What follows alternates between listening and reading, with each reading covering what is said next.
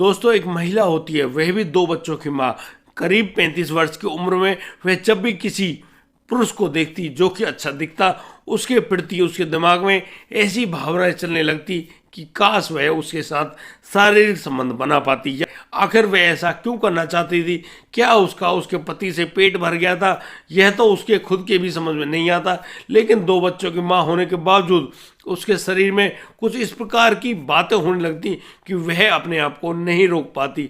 और दोस्तों इसी बात के चलते एक व्यक्ति जो कि अपने घर में रात को 11 बजे के करीब सो रहा होता है, उसके घर के सामने एक एम्बुलेंस आकर रुकती है और फिर उसका दरवाज़ा खटखटाया जाता है। और दोस्तों जैसे वह दरवाज़ा खोला जाता है, वहाँ पर दशरथ नाम के एक युवक को बुलाया जाता है। उस दरवाजे को खोलने वाला व्यक्ति होता है दशरथ। और यहाँ पर एम्बुलेंस चालक अब उस दशरथ से कहता है कि भाई, तुम्हारी जो पत्नी है वो इस एम्बुलेंस में पड़ी हुई हैं, यानी कि उनकी लाश उस एम्बुलेंस में मौजूद है, तुम उसको देख लो और अपने घर में उतार लो। जैसे ही दशरथ उस एम्बुलेंस की तरफ जाता है, उसके पैर कांपने लगते हैं, क्योंकि वह मान बैठा था कि उसकी पत्नी जो रीना है, वह रीना जिसको गायब हुए करीब 2 महीने हो गए हैं, आखिर आज उसके घर उसकी लाश क्यों लौटी है। वह सोचकर बहुत ही ज़्यादा हैरान रह गया था कि आखिर यहाँ पर क्या होने वाला है।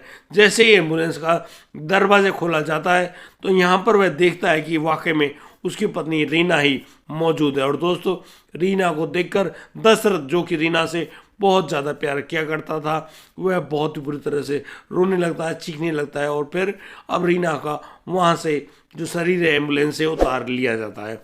दोस्तों आखिर उस रीना के साथ ऐसा क्या हुआ कि वह अपने पति दशरथ के घर से अपने बच्चों को छोड़कर 2 महीने के लिए गायब हो गई?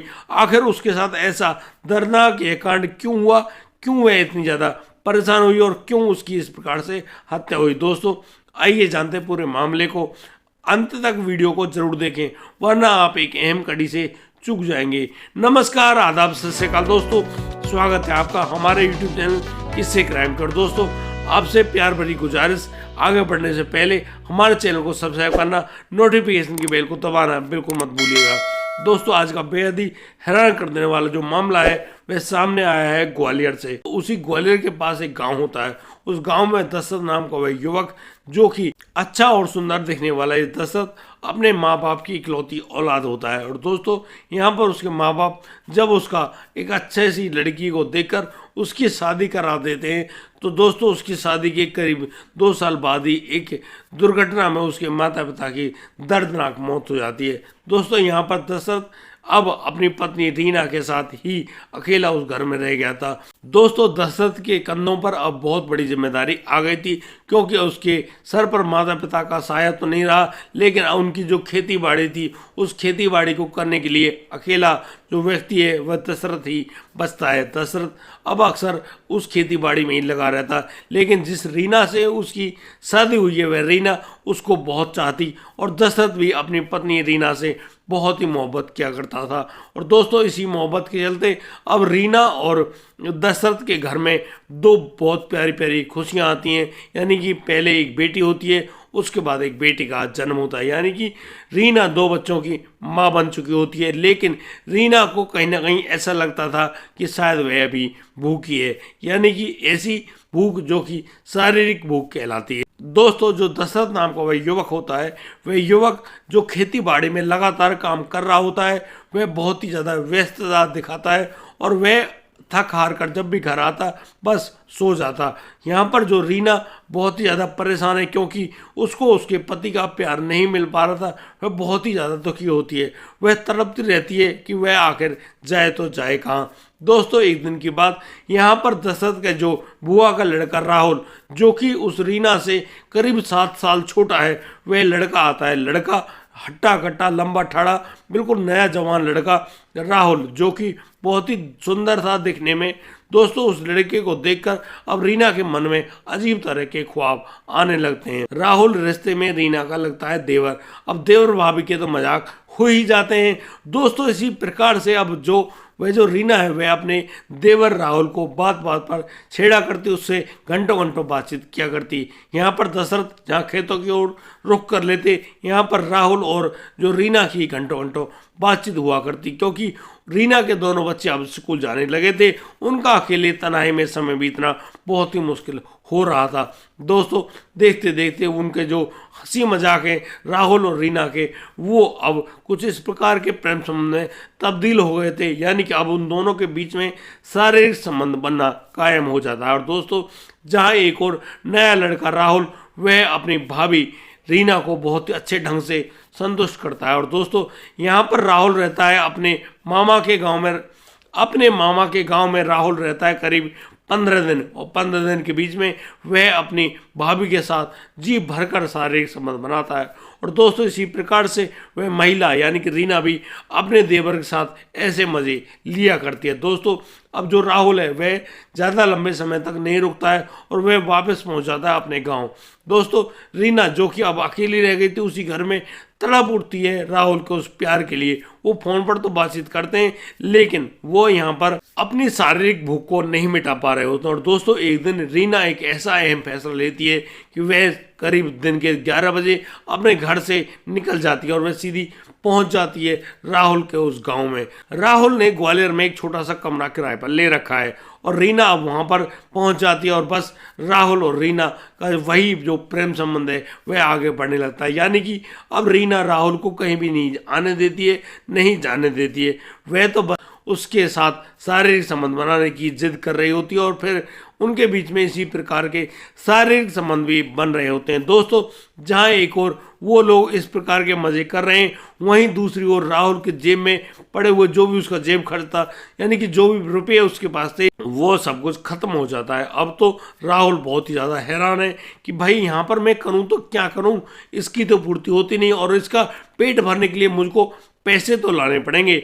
इसी बात को सोचकर राहुल बस कुछ पैसे कमाने के लिए उस कमरे से निकल जाता है। दोस्तों, राहुल शाम को जब वह अपना काम करके वापस लौटता है तो वह बड़ा ही हैरान रह जाता है कि उसके कमरे में उसकी जो प्रेमिका यानी कि रीना वह नहीं है। दोस्तों, रीना कहाँ गई उसके बारे में कोई भी जानकारी नहीं है, लेकिन रीना के जब फोन पर फोन किया जाता है तो उसका फोन नंबर स्विच ऑफ मिलता है। यानी कि रीना बड़ी ही साथ निकलती है। जब वह अपने पति का घर छोड़कर आई थी तो वह वहां से जब निकलती है तो वह अपने घर की सिम को तोड़कर फेंक देती है, उस फोन में दूसरी सिम डाल लेती है।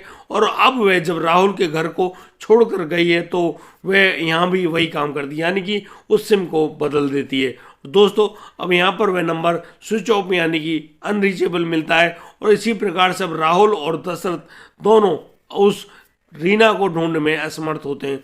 दोस्तों, उस रात 11 बजे जब वहां पर वह एम्बुलेंस पहुंचती है दशरथ के घर पे, तो दशरथ अपनी पत्नी जो कि मृत अवस्था में, उसको देखकर बहुत ही हैरान रह जाता है कि आखिर रीना आज 2 महीने बाद घर तो लौटी, लेकिन ये ऐसी हालत में लौटी है। बहुत ही ज़्यादा हैरान होता है, लेकिन दशरथ यहाँ पर सूझबूझ दिखाता है, पुलिस के पास भी फोन कर देता है और पुलिस को अब मौका वारदात पे यानी कि अपने घर बुलाता है और यहाँ पर रीना का ठीक ढंग से पोस्टमार्टम किया जाता है। तो पता चलता है कि रीना जिसकी हत्या की गई है उसको गला घोंटकर मारा गया है और उसके गला घोंटने से पहले उसके शरीर के साथ यानी कि 3-4 लोगों ने उसके शरीर का रेप किया है। यानी कि उसके शरीर में ऐसे बहुत से निशान थे जिनको देखकर ऐसा लग रहा था कि वाकई में इस महिला के साथ जबरन रेप किया गया है।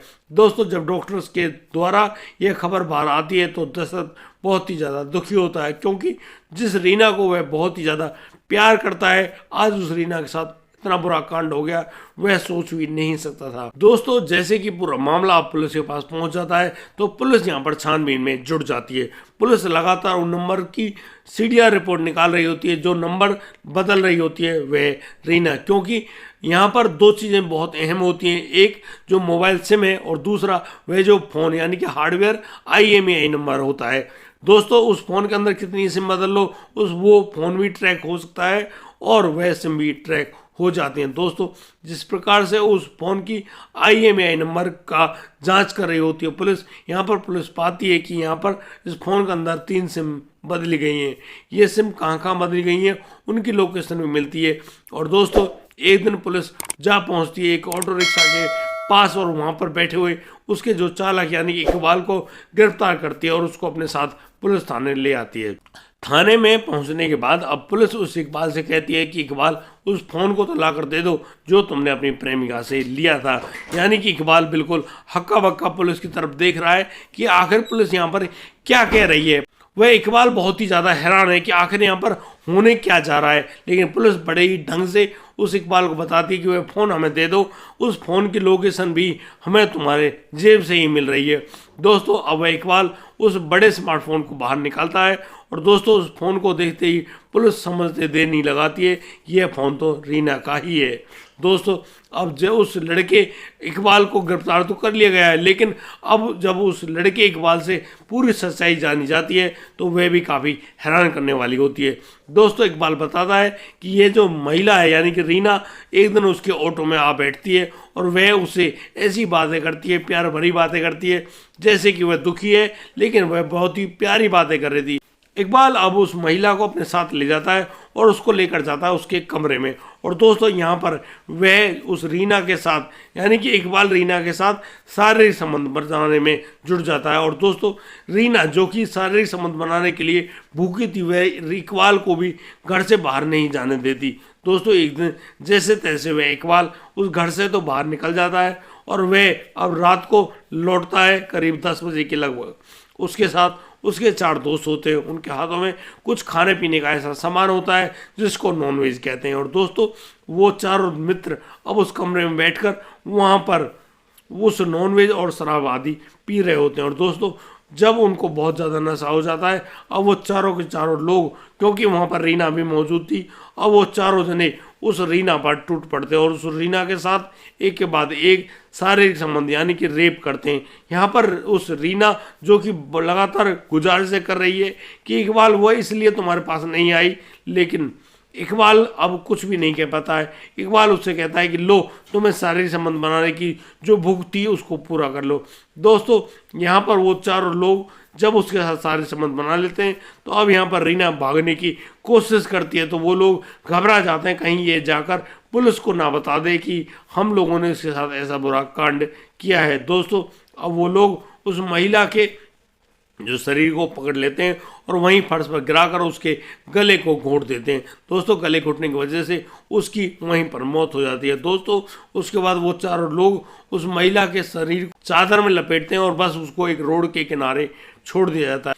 दोस्तों जब उस महिला के शव को पोस्टमार्टम के लिए हॉस्पिटल पहुंचाया जाता है तो वहाँ पर हॉस्पिटल में काम करने वाला जो व्यक्ति होता है जिसका नाम सुरेश है, सुरेश कहता है कि अरे ये तो उस दशरथ की पत्नी है। यानी कि यहाँ पर सुरेश की ये बात जब आती है तो सभी लोग हैरान हैं कि भाई कौन सा दशरथ। तो यहाँ पर वह व्यक्ति बताता है, सुरेश बताता है कि ये उसके गांव के रहने वाले दशरथ जो कि एक जमींदार है उसकी लुगाई है, इसका नाम रीना है। और दोस्तों अब वह सुरेश उस दशरथ का पता बता देता है और अब वहाँ जो खड़ी एम्बुलेंस है उस एम्बुलेंस में उस रीना के सबको रखवाकर उस दशरथ के घर पर पहुँचाया जाता है। पुलिस ने जिस प्रकार से इस बात का खुलासा किया उससे पता चलता है कि वाकई में जब पुलिस अपने पर आ जाती है तो फिर वह बाल की खाल उतार लेती है। यानी कि किसी भी मामले को जब वह अपनी संज्ञानता से मान लेती है, उसको जान लेती है, तो फिर उसकी बाल की खाल मिटाने में उसको टाइम नहीं लगता है। और दोस्तों इसी प्रकार से पुलिस ने उस रीना के उस पूरे हत्याकांड को रिकॉर्ड कर दिया, यानी कि दर पे दर खोल दिया। दोस्तों आज की कहानी में सिर्फ इतना ही। अब दीजिए मुझे इजाज़त, मिलता हूँ कल, लाता हूँ एक और नया संसदीय मामला। तब तक के लिए आप बढ़िया रहें, बेहतरीन रहें, अपना और अपने परिवार का बखूबी ख्याल रखते रहें। जय हिंद, जय भारत।